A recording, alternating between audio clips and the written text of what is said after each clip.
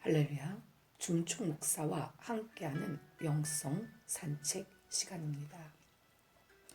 윤동주 시인이 있습니다. 우리나라 사람들이 가장 좋아하는 시인 중에 한 분이죠. 이준익 감독은 윤동주 시인을 기리며 동주라는 영화를 만들었습니다. 이 영화는 흑백 화면으로 만들어졌죠. 윤동주의 일대기를 모티브로 한 영화이며 옥중에서의 윤동주와 윤동주가 과거를 회상하는 부분을 교차적으로 구성하였습니다. 영화의 주인공은 동주이지만 또 다른 주인공이 한 명 더 등장하죠. 바로 동주의 사촌인 송몽규입니다. 동주와 몽규는 같은 집에서 태어나고 같이 지금의 연세대학교 전신인 연희전문학교를 졸업합니다. 또한 같이 일본으로 유학을 떠났죠. 하지만 이들이 가는 길은 달랐습니다. 동주는 시를 쓰고 몽규는 독립을 위해 총을 들죠. 몽규는 동주가 걱정되고 동주는 몽규가 걱정됩니다. 동주는 적극적으로 몽규처럼 독립운동에 가담하지도 못하고 남의 나라에서 시를 쓰는 자신을 한없이 부끄럽게 생각합니다. 결국 동주와 몽규는 둘 다 후쿠오카 감옥에 잡혀가는데 일본인 경관은 동주와 몽주를 따로 신문하면서 이들을 죽이기 위해 그들이 하지도 않은 진술서에다가 사인을 하도록 강요합니다. 이때 몽규는 일본인 경관이 써놓은 진술서대로 정말 나라를 위해 그렇게 하고 싶었는데 그렇게 하지 못한 자신을 부끄러워하며 울면서 서류에 서명을 합니다. 하지만 동주는 울면서 이런 세상에 태어나서 시를 쓰기를 원하고 시인이 되기를 원했던 게 너무나 부끄럽고 앞장서지도 못하고 그림자처럼 따라다니기만 한 게 부끄러워서 서명을 못하겠습니다. 라며 진술서에 서명을 거부하고 종이를 찢어버리죠. 결국 둘 다 후쿠오카 감옥에서 27살의 나이로 생을 마감합니다. 영화는 동주가 죽기 전 감옥에서 고통스러워하는 장면과 감옥의 창살을 통해 수많은 별들이 떠있는 장면을 보면서 동주의 목소리로 서시를 들려줍니다. 죽는 날까지 하늘을 우러러 한 점 부끄러움이 없기를 잎새에 이는 바람에도 나는 괴로워했다. 별을 노래하는 마음으로 모든 죽어가는 것을 사랑해야지. 그리고 나한테 주어진 길을 걸어가야겠다. 오늘 밤에도 별이 바람에 스치운다. 이 영화를 만든 감독은 영화의 주제가 영화 속에 등장하는 정지용 시인이 동주에게 해준 말이라고 이야기를 했습니다. 시인은 동주에게 이렇게 말했죠. 부끄러움을 아는 건 부끄러운 것이 아니야. 부끄러움을 모르는 게 부끄러운 것이지. 그러면서 감독은 덧붙이기를 부끄러움을 인정하기만 하는 것은 해결책이 아니요. 다시 반복되지 않도록 노력을 해야 된다고 하면서 이것이 부끄러움이 주는 선물이라고 말을 했습니다. 우리는 흔히 아브라함을 믿음의 조상이라고 하죠. 그러나 아브라함 역시 우리와 똑같이 실수가 많은 사람입니다. 아브라함이 훌륭해서 믿음의 조상이 된 것이 아니죠. 아브라함에게 시련과 역경을 통해서 믿음을 성장시키시고 인도하신 하나님의 크신 은혜 때문입니다. 우리는 믿음의 은사를 가진 사람을 엄청 부러워합니다. 조용기 목사님은요. 자신은 믿음의 은사가 1등 간다고 하셨죠. 그리고 전 세계에서 제일 큰 교회를 주시라고 기도를 했다고 합니다. 그리고 그것이 그대로 믿어졌다고 하죠. 후대에 많은 사람들도 그런 믿음을 달라고 기도도 엄청 많이 하죠. 믿음 주옵소서. 믿음의 1등 가게 없어서. 사람들은 예수님을 믿으면 자신이 구원을 받는다라는 일반적인 믿음 외에 자신이 바라고 소망하는 것이 현실 세계에서 실제로 이루어지는 것을 보는 그 특별한 믿음을 가지기를 소망합니다. 믿음을 정의할 때 믿음은 바라는 것들의 실상이요 보지 못하는 것들의 증거다라고 하죠. 바라는 것들의 실상을 문자 그대로 직역을 하면 내 꿈과 비전이 현실로 이루어지는 것입니다. 바라는 것들의 증거는 내가 꿈꾸는 것을 실제 사건으로 보는 것이죠. 이러한 믿음이 주어질 때 사람은 세 가지를 경험하게 되죠. 질병에 걸린 자라도 치유를 경험합니다. 또한 하나님의 기적과 그리고 기도 응답을 경험하게 되죠. 예수님이 마가복음에서 말씀하셨죠. 믿는 자들에게는 이런 표적이 따르리니 곧 그들이 내 이름으로 귀신을 쫓아내며 새 방언을 말하며 뱀을 집어 올리며 무슨 독을 마실지라도 해를 받지 아니하며 병든 사람에게 손을 얹은즉 나으리라 하시더라. 이 시간에 찬양 주님 어떻게 할까요? 라는 찬양으로 영성 산책을 시작합니다.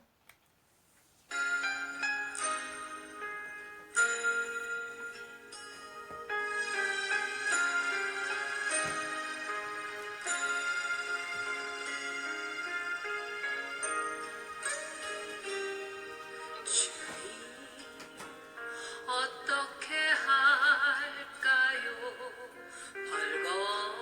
벌거벗은 이몸 주님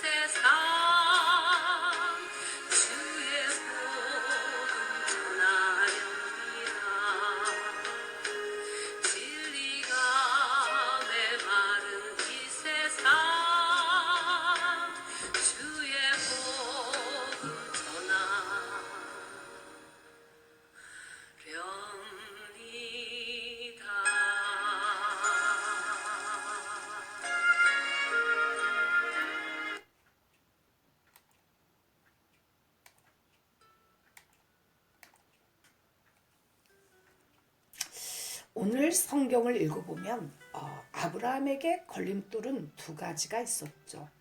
하나는 가족이고 또 다른 하나는 경제적 궁핍과 가난입니다. 먼저 아브라함은 왜 하나님의 명령에 자꾸만 지체했을까요? 바로 가족들 때문이었죠. 가족은 우리에게 너무나 중요한 관계입니다. 그러나 가장 우리의 축복을 막을 수 있는 조건이 되기도 하죠. 아버지 데라는 이 나이에 내가 무슨 영광을 보겠다고 가나안으로 가겠느냐 했겠지요. 아버지 데라로 인해 아브라함은 가감하게 밀어붙이지 못하고 자꾸만 지체당하고 말았습니다. 아브라함이 가족을 이끌고 가나안으로 가려고 하였지만 가지 못하고 하란에서 계속 머물렀던 것이죠. 아브라함이 장가들 때까지는 갈대아우르, 즉 메소포타미아 본토에서 살다가 아버지를 따라 하란까지 왔습니다. 가나안이라는 약속의 땅으로 가고자 아버지를 따라 함께 나왔으나 하란에서 아버지가 눌러 앉는 바람에 아브라함도 거기에 그만 함께 머물러 버린 것이죠. 아브라함이 장가를 몇 살에 갔는지는 알 수 없으나 통상 30에 갔다 하더라도 하란에서 75세에 나왔으니 40년은 하란에서 머문 것이죠. 하란이란 이름의 뜻은 메마르다라는 뜻입니다. 하나님의 뜻에 지체하면 점점 메마를 수밖에 없죠. 지금 잘 되는 것 같아도 나중에 생수가 끊어질 수밖에 없는 것이죠. 메마를 수밖에 없습니다. 우리도 잘 가다가 잘 하다가도 가끔 어물쩡거립니다. 심지어 어떤 곳에 머물러 버리죠. 아버지 때문에, 가족 때문에, 직장 때문에, 자존심 때문에, 여러 가지 이유들 때문에 잘 가다가도 멈춰 설 때가 있더라는 것입니다. 그러나 너무 오래 있으면 안 되죠. 아브라함의 아버지 데라를 보십시오. 하란 땅에서, 메마른 땅에서 못 나오고 거기서 죽고 맙니다. 거기서 나와야 하는데 끝내 나오지를 못하죠. 데라의 이름의 뜻은 연기하다, 지체하다라는 뜻입니다. 아브라함이 소명을 받아 하나님의 뜻을 따라가는 데 있어서 아버지 데라가 인간적으로 지연시켰다고 볼 수 있죠. 또한 데라는 하나님이 인도하시는 여정에서 중도에 그만둔 자로 이해될 수가 있습니다. 창세기 11장 27절 이후에 나온 데라의 족보는 갈대아 우르에서 살던 데라의 가족이 일찍 죽은 하란을 제외하고 모두 7명이었음을 밝히고 있죠. 이들 가운데 데라와 함께 가나안 땅으로 출발한 사람은 데라, 아브라함, 사라, 롯 등 총 4명이었습니다. 그러나 데라는 가나안까지 가는 여정의 중간 지점인 하란까지만 갔고 그곳에서 죽었죠. 그는 목적지까지 가지 않고 중간에서 여정을 포기한 사람이라고 할 수가 있습니다. 당신은 어떤가요? 하나님이 명령하신 목적지를 향해 잘 가고 있나요? 아니면 데라처럼 하란에서 지체하고 있나요? 그 머무른 세월은 몇 년이나 되었습니까? 이 시간에 찬양 길 잃은 청지기 올려드립니다.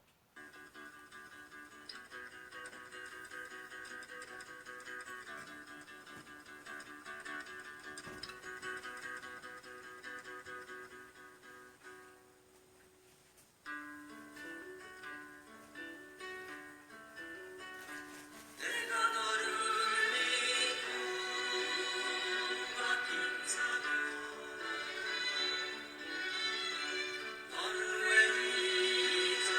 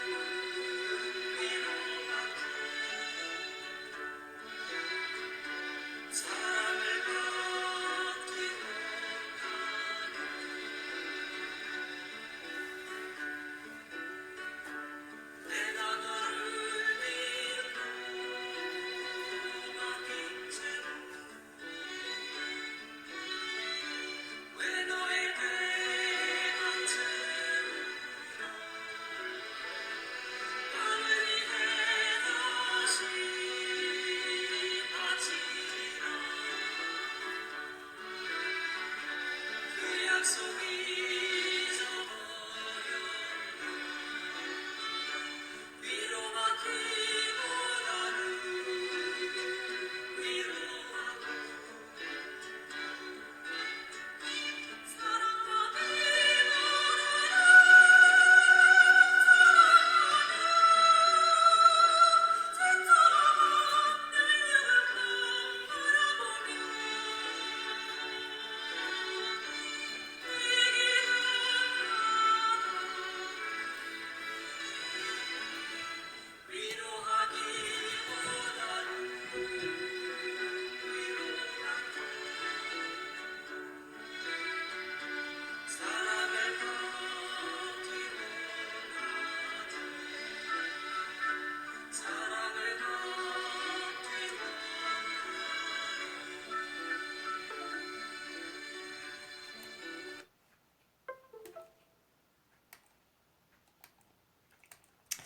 할렐루야.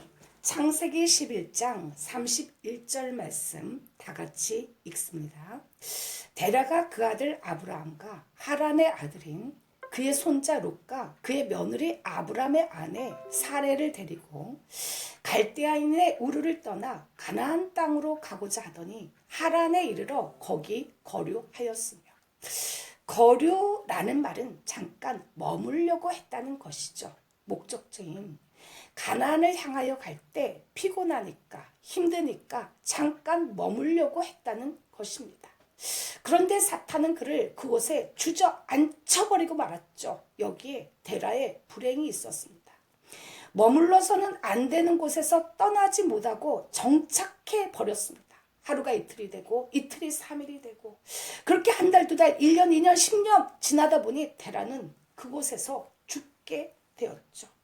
창세기 11장 32절 말씀 다 같이 읽습니다. 데라는 나이가 205세가 되어 하란에서 죽었더라.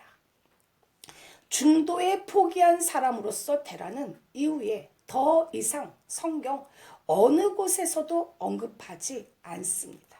그런데 왜 데라는 가나안으로 가지 않고 하란에서 죽었을까요? 그 이유가 무엇이었을까요? 병이 들었거나 늙어서 움직일 수 없었기 때문일까요? 이와 관련해 우리가 보게 되는 것은 그의 죽음의 의미이죠. 창세기 12장 4절 말씀을 보면 하란에서 떠나 가나안으로 들어갈 때 아브람의 나이가 75세였죠. 그리고 창세기 11장 26절을 보면 데라가 아브람을 낳은 때가 70세라고 기록되어 있습니다. 그렇다면 아브라함이 가나안 땅에 들어갔을 때 데라의 나이는 145세였다는 것입니다.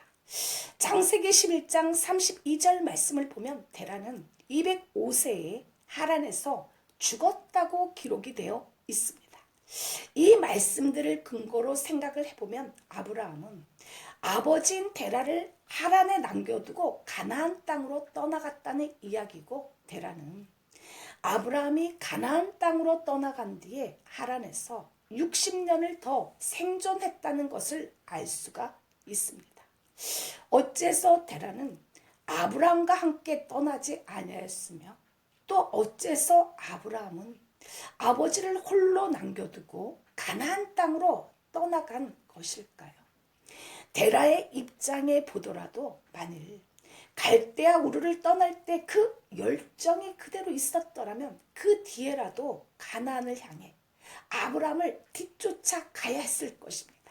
그러나 데라는 하란까지는 왔지만 더는 가기를 싫어하고 하란에 주저앉고만 것이죠. 스데반의 설교 가운데 이런 말씀이 등장합니다. 스데반이 이르되, 여러분 부형들이여 들으소서. 우리 조상 아브라함이 하란에 있기 전에 메소포타미아에 있을 때 영광의 하나님이 그에게 보여 이르시되, 내 고향 친척을 떠나 내가 네게 보일 땅으로 가라 하시니, 아브라함이 갈대아 사람의 땅을 떠나 하란에 거하다가 그의 아버지가 죽음에 하나님이 그를 거기서 지금 사는 이 땅으로 옮기셨느니라. 이 말씀을 보면 아브라함이 하란을 떠날 때가 데라가 죽은 이후였다고 기록하고 있습니다. 정확한 연대기 계산대로라면 아브라함이 하란을 떠날 때 데라의 나이가 145세였고 그 60년을 더 하란에서 생존한 것이 분명한데 이 말씀을 보면 이미 데라의 죽음을 선포하고 있습니다. 왜 이러한 차이가 있는 걸까요? 성경의 오류일까요? 이 점을 이해하기 위해서는 우리는 신앙 안에서의 죽음에 대한 성경의 이해를 좀 더 구체적으로 할 필요가 있습니다. 성경을 보면 사대교회를 향해서 주님께서 이렇게 말씀합니다. 사대교회의 사자에게 편지하라. 하나님의 7영과 7뼈를 가지신 이가 이르시되 내가 네 행위를 아노니 네가 살았다 하는 이름을 가졌으나 죽은 자로다. 예수님은 사대교회의 사자를 향해서 살았다고 하지만 실제로는 죽은 자라고 말씀하시죠. 이 말씀을 비추어 보면 육체적인 죽음만이 죽음이 아니라 육체적으로는 살아있으나 영적으로 죽은 영적 죽음이 있다는 것을 알 수가 있습니다. 데라가 아직 하란에 살아있으나 죽었다고 말하는 것은 하나님의 명령에 순종하여 아브람과 함께 떠나기를 포기하고 주저앉아 있는 것 자체를 이미 죽음이라고 말씀하시는 것임을 알 수가 있죠. 그의 육체적 생명이 어떠하든지 간에 이미 신앙 안에서 영적으로 죽은 것입니다. 데라는 하란에서 60년을 더 생존하였습니다. 그 60년이 얼마나 편하고 얼마나 행복했는지는 잘 모르겠습니다. 그러나 그가 비록 왕과 같은 삶을 살았다 할지라도 그 60년은 허무하게 사라져버린 시간이었죠. 무엇보다 그 60년은 가장 영광스러운 은혜를 상실한 시간이었습니다.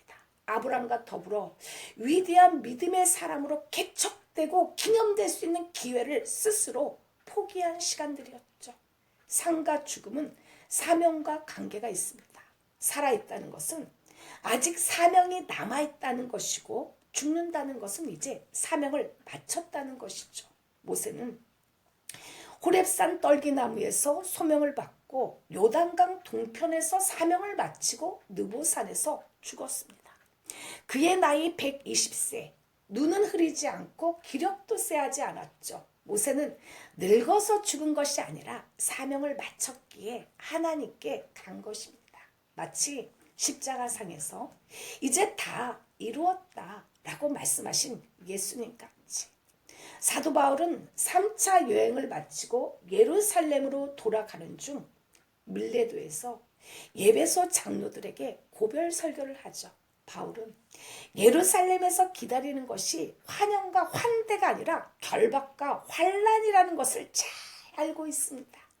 그러나 바울은 내가 달려갈 길과 주 예수께 받은 사명 곧 하나님의 은혜의 복음을 증언하는 일을 마치려 하면은 나의 생명조차 조금도 귀한 것으로 여기지 아니하노라 라고 했습니다.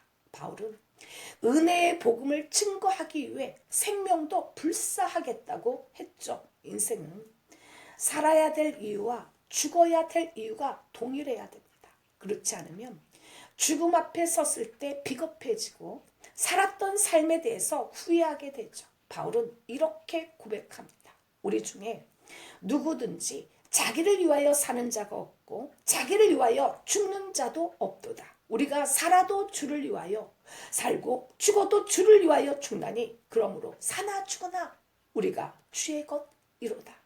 그리스도인은 무엇을 하든지 하나님의 영광을 위해서 살죠. 먹든지 마시든지 무엇을 하든지 다 하나님의 영광을 위하여 살아갑니다.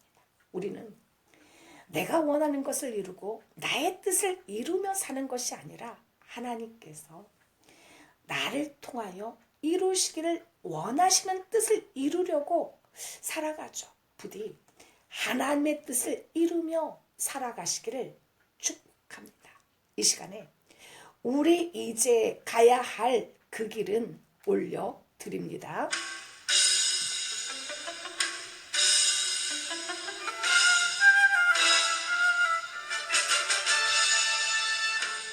이제 가야 할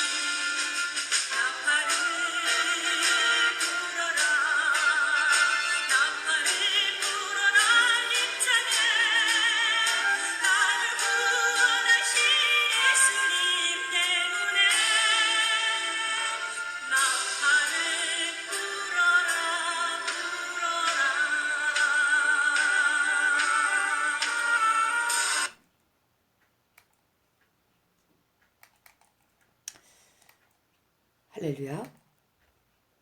당시 메소포타미아 문명의 중심지였던 우르를 떠난 아브라함은 유프라테스 강변을 따라 북쪽인 하란으로 오는 도중 점점 더 생활하기에 나쁜 자연적인 환경이 펼쳐짐을 보았습니다. 우리는 사명의 길을 걸어갈 때 스스로 이 길을 포기하게 하는 요인들이 있죠.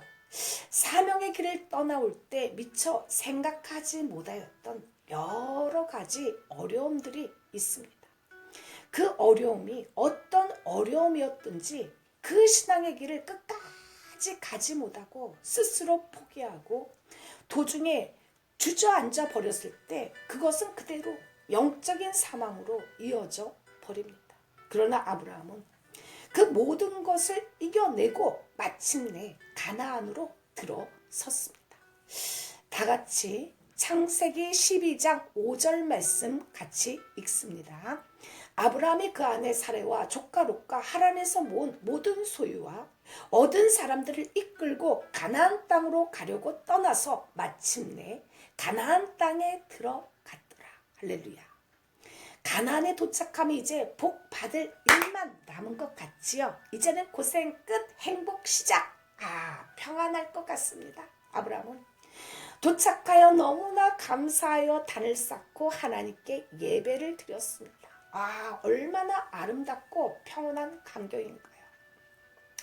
하나님이 가라고 하신 곳으로 갔음에도 불구하고 그러나 그곳에 흉년이 들어서 점점 기근이 심해지는 것이었습니다. 가나안에 가면 당장 큰 민족을 이루고 이름이 창대케 될 줄 알았습니다. 그런데 이게 뭔 일이 돼요? 대단한 이름 고사하고 굶어 죽게 생겼던 것이죠. 과연 아브라함은 어떤 심정이었을까요? 하나님께 대한 신뢰가 바닥이 났을 것입니다. 개척교회도 섬기고 목사님도 살뜰히 보살피고 기도하라고 해서 기도하고 헌금도 하고 시간과 정성을 들여서 열심히 달려왔습니다. 그러나 복음 고사하고 이게 웬 흉년이고 웬 기근이란 말인가요? 회사가 망하기 직전이고 온 집안에 흉년이 들고 기근이 심해지죠. 그럴 때 심정이 어떻겠냐는 것입니다. 입에서 욕이 안 나오면 다행이죠. 전도하려고 할 때 무슨 말을 많이 듣는가요? 별의별 말을 다 듣죠. 나도 해봤어. 나도 주일학교 교사도 하고 성가대도 해보고 새벽에 차량 운행도 해봤어. 그러나 믿음이 떨어질 대로 떨어지고 지칠 대로 지친 그 사람은 이렇게 말을 하죠. 너나 잘 믿어. 신뢰와 믿음이 바닥이 났다는 것입니다. 지금 아브라함이 그런 심정이었습니다. 하나님을 믿었던 믿음이 떨어지면 가장 먼저 1등으로 1순위로 찾아오는 것이 뭘까요? 그것은 바로 두려움입니다. 하나님을 향한 신뢰가 바닥이 났다는 증거가 바로 갑자기 두려움이 막 몰려오는 것이죠. 망하면 어떻게 하나 두려움이 몰려왔습니다. 그런데 그 두려움이 몰려오는 가정 중에도 믿음의 말을 하는 사람들이 있습니다. 그분의 상황이 어떤 상황인 줄 뻔히 알고 있는데도 말이죠. 목사님, 한 해 고생 많으셨어요. 새해엔 주님께 맡기고 다만 모든 일에 기도와 간구로 너희 구할 것을 감사함으로 아뢰라 하셨으니 주님께 더 나아가요. 그러면 모든 지각에 뛰어난 하나님의 평강이 마음과 생각을 지켜주신답니다.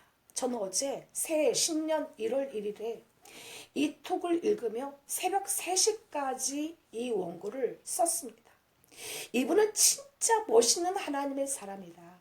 지금의 현실에서 이렇게 멋진 고백을 하나님께 올릴 수 있다. 내가 성경상에서 볼 수 있는 그런 인물을 만났구나. 아버지를 떠나고 고향을 떠나고 하나님만 의지하고 생명부지로 왔건만 이게 뭡니까? 모든 것이 두렵고 자신감이 없습니다. 그래서 아브라함은 애굽 사람들에게 구라를 치죠. 사라를 보고 아내가 아니라고 하면서 아내도 팔아넘기고 살아남기 위해서 이것저것 다 팔아넘기고 별별 거짓말을 다 해버리는 거죠. 아브라함은 지금 바닥입니다. 깔아앉을 대로 깔아앉은 것이죠. 복을 받기는커녕 기근에도 돈도 사랑하는 아내마저 다 잃었습니다. 목사님도 믿고 이런 상황에 처한 하나님마저 싫었습니다. 하나님은 당연히 1년의 이 모든 과정을 다 지켜보고 계셨죠. 하나님은 그런 아브라함의 태도를 보시고는 슬슬 하나님이 움직이셨죠. 애굽왕 바로에게 재앙을 내리고 사례를 아브라함에게 다시 돌려보냅니다. 아내뿐만 아니라 재물도 풍성하게 얻죠. 그런데 한 가지 알아야 할 것은 하나님은 왜 우리에게 흉년을 주시는 걸까요? 대체 왜 하고 퀘스천 마크가 하나 붙죠. 하나님은 도대체 왜 흉년을 주셨을까? 하나님은 가나안에 도착하고 회사와 교회에 복을 주시기도 모자랄 망정 대체 왜 무엇 때문에 흉년을 주셨을까요? 죄를 지었을 때라면 몰라도 신앙생활도 잘하고 있는데 왜 흉년을 주셨을까요? 가나안 땅에 도착한 아브라함은 시험과 시련을 이길 정도의 믿음을 소유하지 못했습니다. 하나님은 그런 아브라함의 믿음을 성숙하게 하셨죠. 하나님이 흉년을 주신 것은 장성한 분량에 이르도록 하시려고 그러시는 것이죠. 아브라함이 가나안으로 사명의 땅으로 왔다지만 막상 흉년이 들고 환경이 바뀌니 자신의 신앙이 가문과 경제적 궁핍, 돈 이러한 것들에 좌우된다는 것을 아브라함은 하나님을 향한 신뢰와 믿음이 1순위가 아니라 돈 걱정, 이자 걱정이 1순위였다는 것을, 자신의 신앙이 형편없었다는 것을, 자신은 아무것도 아니라는 것을 스스로 깨달았습니다. 애굽왕 바로 앞에서 했던 자신의 언행들을 통해 자신이 얼마나 형편없는 사람이라는 것을 깨달았죠. 하나님은 그 모든 것을 용서하시고 목숨뿐만 아니라 아내와 모든 소유와 금과 은까지도 더 풍요롭게 채워주심을 보고 아브라함은 다시금 하나님을 깊이 생각했습니다. 창세기 13장 1절과 2절 다 같이 읽습니다. 아브라함이 애굽에서 그와 그의 아내와 모든 소유와 롯과 함께 네겝으로 올라가니 아브라함에게 가축과 은과 금이 풍부하였더라. 당신은 아직도 최고의 믿음을 달라고 기도를 하시나요? 아브라함의 믿음을 조용기 목사님 같은 1등 가는 믿음을 달라고 기도를 하시나요? 그렇다면 여러 가지 시험을 만나는 것은 다름 아닌 하나님의 선물입니다. 신앙의 길에서 만난 흉년은 겉으로 보기엔 흉년이지만 실상은 흉년이 아니죠. 그 흉년을 통해 나를 성숙하게 하시고 나에게 믿음의 풍요로움을 크게 주시고자 하는 하나님의 큰 은혜죠.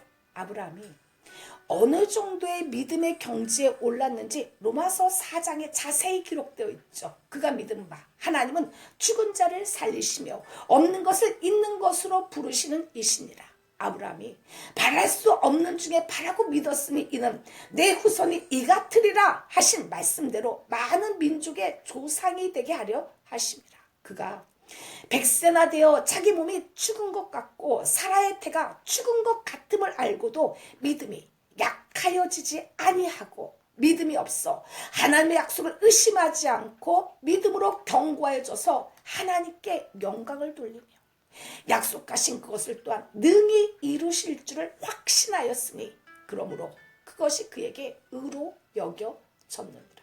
부디 이제는 여러 가지 시험을 만나거든 여유를 가지고 온전히 기쁘게 여길 수 있는 믿음이 있으시길 축복합니다. 아하, 하나님은 나에게 최고의 믿음의 은사를 주시려고 하는구나. 어려울 적에 오히려 하나님이 말씀하신 그대로 현실로 내 눈앞에 펼쳐지겠구나 하는 믿음의 배포가 있기를 주의 이름으로 축복합니다. 내 형제들아, 너희가 여러 가지 시험을 만나거든 온전히 기쁘게 여기라. 주님, 창세전에 나를 택하시고 부르시어 사명의 길을 걷게 하시니 감사를 드립니다. 나에게 믿음의 풍성함을 주시는 하나님을 깨닫게 하시어서 여러 가지 시험과 환난을 만날 때 온전히 기쁘게 여기게 하옵소서. 그리고 그 믿음이 현실이 되어서 바라는 것들의 실상이 눈앞에 펼쳐지게 하옵소서. 예수 이름으로 기도를 올려드립니다. 마지막으로 올려드릴 곡은 꽃들도입니다. 믿음 생활하기가 정말 힘든 나라 일본. 그리스도인이 전체 인구의 1% 남짓밖에 안 되는 일본에서 꽃들도라는 아름다운 가사와 멜로디를 가진 찬양이 나왔다는 게 정말 놀랍고 은혜롭습니다. 조금 오래된 찬양이지만 일본어와 한국어로 된 이 곡을 올려드립니다.